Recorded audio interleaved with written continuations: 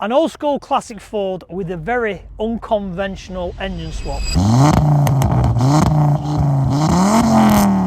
As far as we know, it's the only one done, so let me introduce it. This is a Mk4 Escort with a Volvo / Focus 5-cylinder turbocharged engine. Oh, listen to that. So this is what we've come to see. This is the Volvo 5-cylinder turbocharged engine. These are obviously fitted in, like this one was in a Mondeo, quite rare in Mondeos, but these are also in like the Focus STs, the RS Focuses, that type of thing. They all derived from this engine. This makes around 320, 330 horsepower. The unfortunate thing these days are, when you see an old classic car, sometimes you kind of think there's got to be something under the bonnet, but you got to think of back in the day. These, if they had a turbo engine or something like that, that's where the sleeper kind of came from. And this one started life as a 1.3 bonus shell. So I'll grab the camera, let's have a bit of a detailed look at the engine bay, and I'll show you how it's all been mounted. So look at it in there, it is a super tight fit. So this is what I mean by the Honda style, where it's a loop with a solid mount on, basically going through with the bolt. And obviously that's where it's been mounted on this side. Thing to notice as well is the boost pipe welding. I love it. It isn't the tidiest, but if you think that the guy who's done this is the first time he has done any welding and that's his work, it's a serious hats off to him. So then moving over to this side, same again, Honda style, comes off the chassis legs with the bolt through. But this side, if you look there, you can see the archway where it's had all the notching of the chassis legs to make it fit. Who would have thought in the late 80s, early 90s, you would be stood looking at an Escort 1.3 bonus and thinking, my God, that's cool. So let's get the camera, let's have a look at the inside. I never would have thought I'd be looking at a bottom of the range, basic 1.3 bonus interior and thinking, that's really smart, I wouldn't change a thing.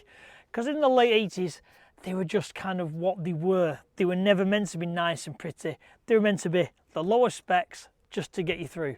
But now we're 20 years on, the nostalgia value, the kind of bringing back the retro look, I think in here looks amazing. The only thing in here to pick up on, which kind of you can tell there's something different, is the gear shifter.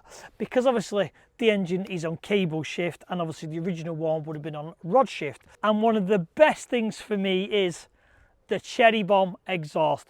Who doesn't remember everyone having a bright red exhaust box, or even just flicking through the Max Power magazine or whatever it was you read and seeing the cherry bomb red exhaust systems?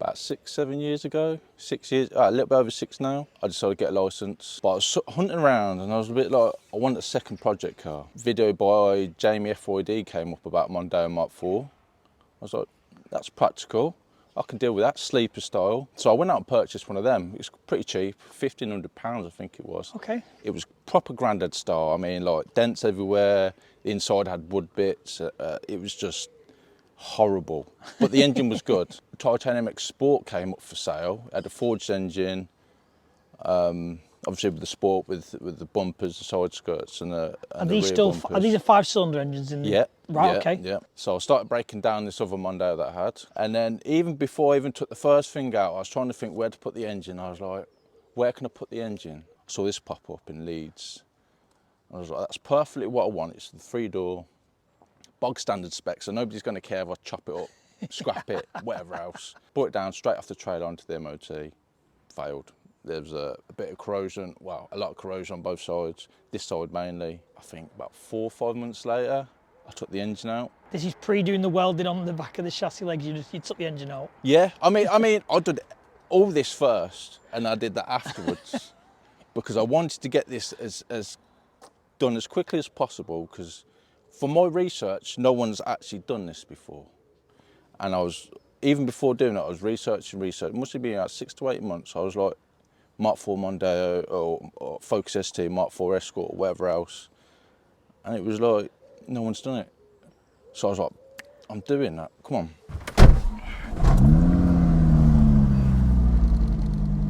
And it does shake a bit as well. It's an old car, mate. Because it's solid mounted. It's what you expect from an old car. Oh, it sounds great. Even just crawling out, I say, the 5-cylinder distinctive noise, it just sounds awesome. Yeah, it's very obnoxious. I get some dirty looks from some people.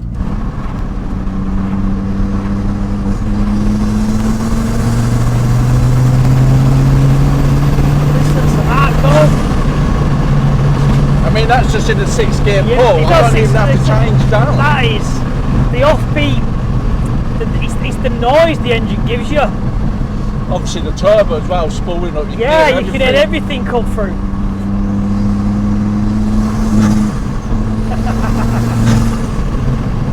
That's what we're doing for, that noise there, isn't it?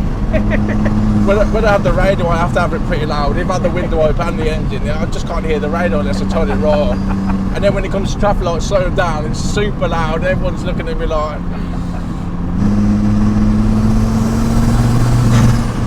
That's 6 gear. Yeah. That pulls phenomenally well for 6 gear, doesn't it? I mean, even in 30, you can cruise along at 6 gear. I mean, obviously it'll take a little bit longer, but it will pull eventually.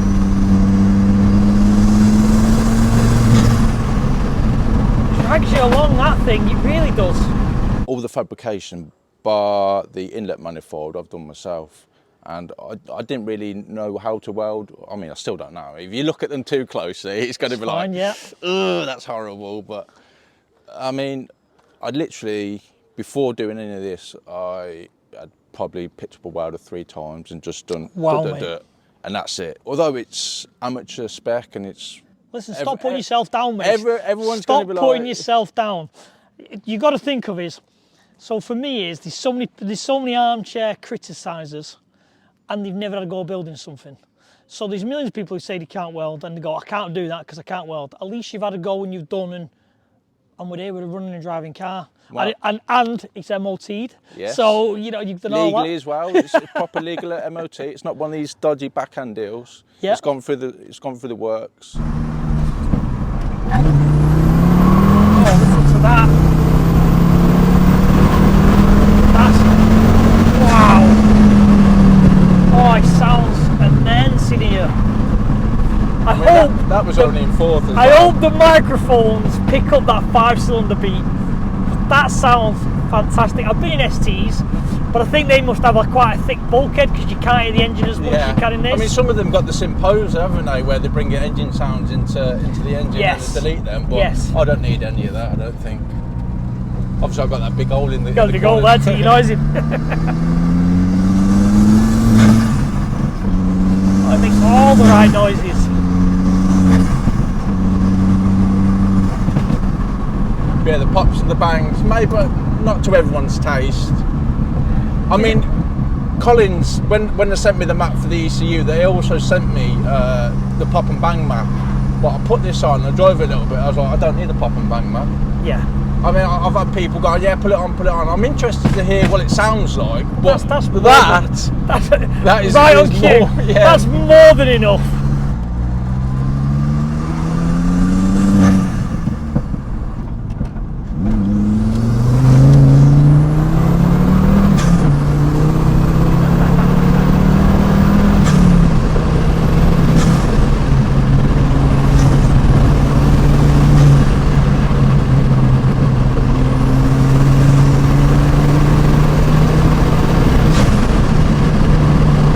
First project to go for something that no one's ever done is wild, mate.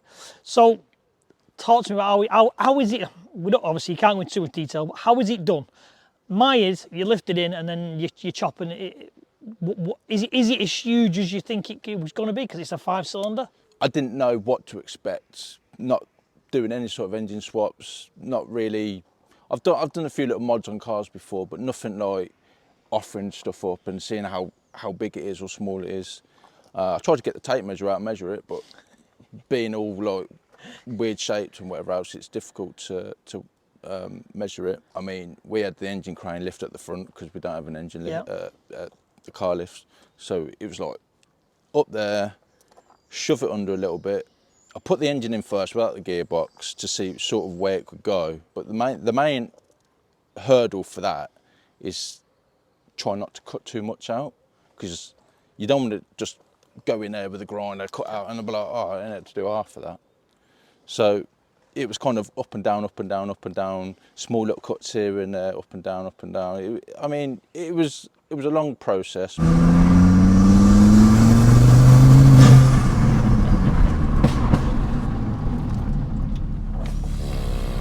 Wow, that was close, wasn't it? That was, Jesus. That was that close. That was, we were nearly in the back of that Volvo then. That's some cheap brake pads. I bet we were no more than 3 inches away. Wow. I hope the video gets my eyes coming out of my head then. I think my butt's so. Impressive,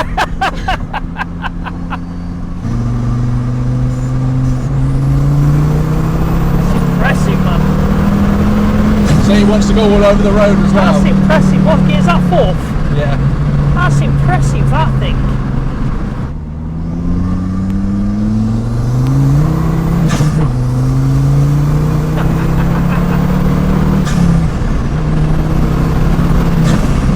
Torque is unreal.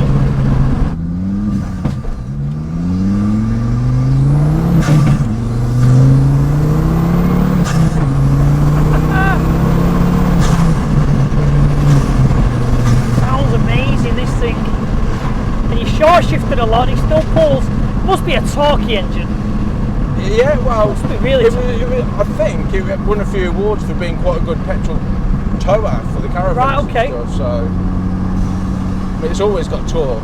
Whether it's the map or the engine, I don't know. But I mean, the map's pretty suitable for this car. It's not much wheel spin. It pulls from so low down.